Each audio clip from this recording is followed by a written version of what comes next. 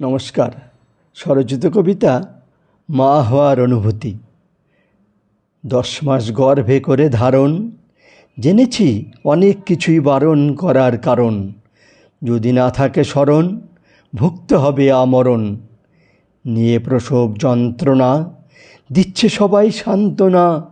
নেই কোনো ভয়, আজই যেন যন্ত্রণার উপশম হয়।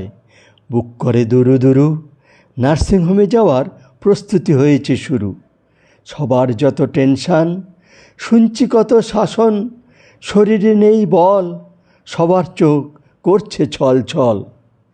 13ই মার্চ বৃহস্পতিবার রাত 2টো, সবার যত জল্পনা। পূর্ণ হলো আমার মনের কল্পনা। ভূমিষ্ঠ হল কন্যা বেবি, ব্যস্ত সবাই দেখতে তার মুখের ছবি। আমি মিসেস অর্ণবী।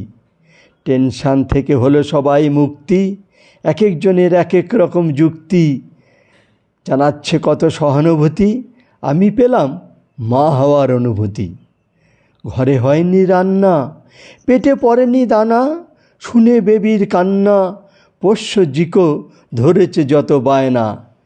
ফোটেনি তার বোল, সদা পছন্দ ওর মায়ের কোল। পারে না কিছুই করতে ব্যক্ত, ওর হাবভাব বোঝা বড়ই শক্ত। পেয়েছি আমি মা হওয়ার যন্ত্রণা থেকে মুক্ত। শুরুতে কান্নাই লাগে বেশ, মাঝে চলে হাসি ঠাট্টা তামাশা আনন্দের সমাবেশ।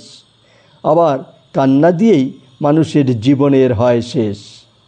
নানা জনের নানা মনের ব্যথা বুঝিয়ে দিল মা হওয়া নয় মুখের কথা। আমার মনের আনন্দের বিকাশ, মা হওয়ার অনুভূতি করলাম তা প্রকাশ।